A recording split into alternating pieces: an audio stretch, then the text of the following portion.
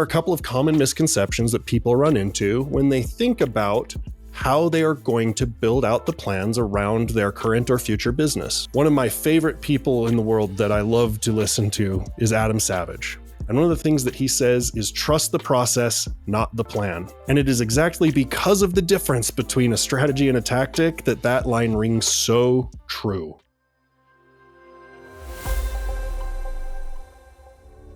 Hello, everyone. Welcome to Shatter 55, where we're in the business of building you. I'm Alton Wheelhouse, and I believe that we can lower the global suicide rate by helping you build profitable, sustainable, and purposeful businesses. One of the things that often comes up as I work with businesses and business owners is they have an obsession over making sure that they have good processes and strategies in place. And I boldly agree with that statement. It is important that you have a strategy that enables your business to grow and that adapts to your situation. One of the ways that business owners often get tripped up, especially if you are considering how to solve problems or how to expand your business, is the difference between a strategy and a tactic. A tactic is going to be a limited use thing. We have an action that requires specific inputs and is going to give us specific outputs. We know that it will produce a specific result under specific conditions. Tactics can be very helpful. This is another thing that we may call plans, but they often are so rigid that if something happens in the middle, we don't know what to do next. And that can be very disconcerting as a business owner who wants to succeed and who wants to help your customers and clients. On the other hand, a strategy is highly flexible.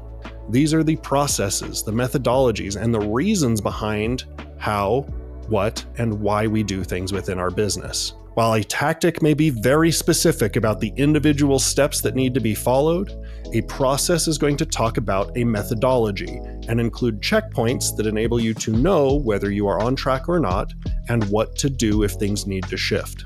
One of my favorite experts on this area is Adam Savage. A former mythbuster who has worked in the effects industry for decades, Adam is a master at improvising and working with whatever is available to him to be able to produce an output. One of the things that he says that I have posted as a sticker on my wall is trust the process, not the plan. And it is for exactly this reason. When we have a plan and we know that B must follow A and C must follow B, if anything happens in the middle, the whole thing can get interrupted. Whereas if, on the other hand, we believe that we are going to produce a process that just needs to give us an output, we can be exceptionally flexible in how we get there while still setting the parameters that let us know that we are on the track to success. Regularly, I work with clients who have an idea of what their product is. You'll find that if you do an exploration call with me, while we may start with some of those logistics pieces and understanding what you've already produced, we tend to go deeper down. Instead of focusing on the specific item that you are providing to a customer, instead we focus on the feeling or experience that you want them to have. I've had people approach me asking, how do we ensure that all of these processes and tactics, these plans that we're building for our business, meet the needs of the owners and the people involved, the vision of what needs to be, while still making sure that all of the pieces are in place for us to be successful and for us to achieve the best results.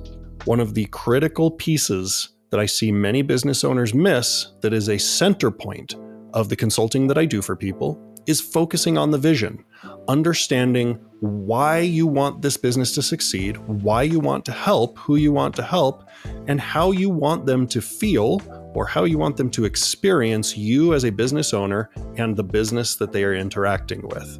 One of the most useful ways that I've found to do this is by structuring my meetings and explorations in a very specific way. The first, we create a space in which everyone is allowed to bring the logistics concerns that they have to the table. This could be things like the specific goals that we want to hit, the metrics we want to follow, or the outcomes that we want to pursue. It can also be talking about the resources that we're starting with or who we have available to make things work. Importantly, we then start to transition in the second stage to understand what is emotionally important to all of the critical shareholders within that process. Now, this is very easy when it's you and a partner or you and a client, in which you're only working with one person, because I can look you in the eye and ask a very simple question. Why does this matter to you?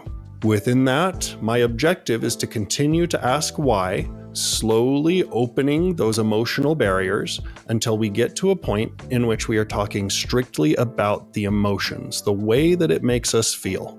Even though the function of a business may be to make money, that is rarely its purpose.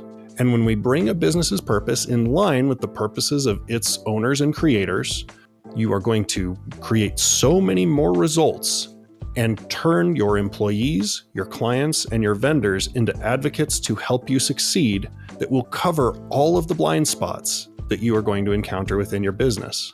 People make those decisions based on emotion. Even though we may justify with logic, we don't consider something unless it feels right. So beginning with those emotions is the first and most vital way to ensure that the processes and procedures and cultures that we're building within our business are in alignment with our real goals and objectives. Oftentimes, the solutions that we want to pursue or that we need to pursue feel counterintuitive. And when that happens, it is usually because we haven't analyzed why. That underlying process and strategy that is going to enable us to move forward into the next levels of our growth. The third step, which is possibly one of the most important in all of this process, after we have identified the logistics and the pieces that need to be accounted for, as well as why we are doing things and how we know that we are being successful as a business, is to connect it all together through the solutions that we are presenting. In working with clients, this is where I generate the most value. I start with a very simple phrase. Let me reframe what you've told me to make sure that I understand before I present some of the solutions that I have in mind. Would that be okay? Inviting them to participate and giving them the permission to allow you to move forward opens them up to the possibility that what you are about to produce could solve their problem. But more importantly, it means that whatever comes next, they have a chance to validate and ensure that you, as the person providing the solution, have been conscious to everything that they have brought up. This often means reading between the lines of some of the things that they have expressed. And I do not move forward into this third section until I feel confident that I understand emotionally what matters to them.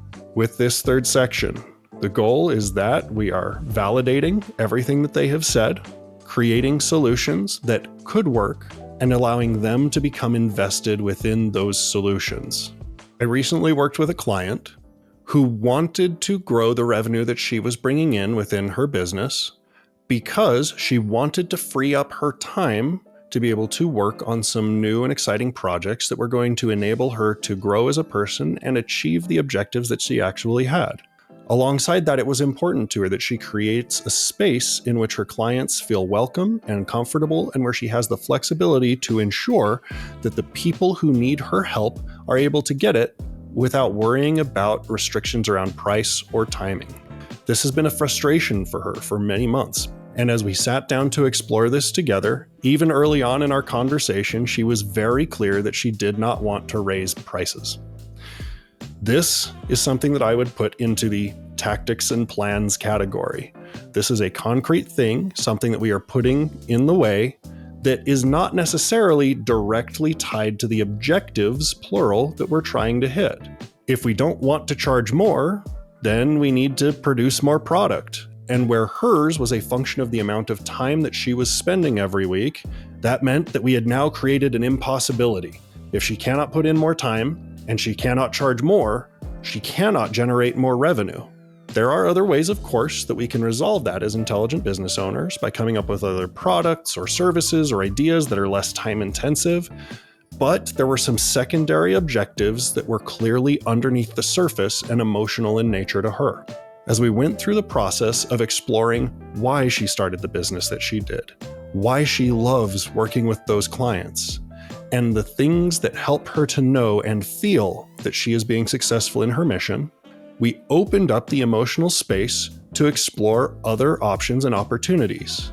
Because again, even if logically we know that we have to raise prices or increase product in order to produce those outcomes, until we feel that it is appropriate and it makes sense to us, both logically and emotionally, it is impossible to move forward with faith as a business owner.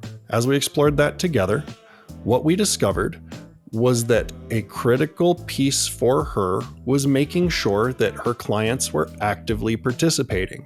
There were some hidden frustrations that sat underneath the surface. Her clients were consistently saying that they loved working with her, that they would stay well beyond the point at which they had gained the useful skills that they'd come for, strictly because of the secondary value that she provided beyond the initial product that she offered.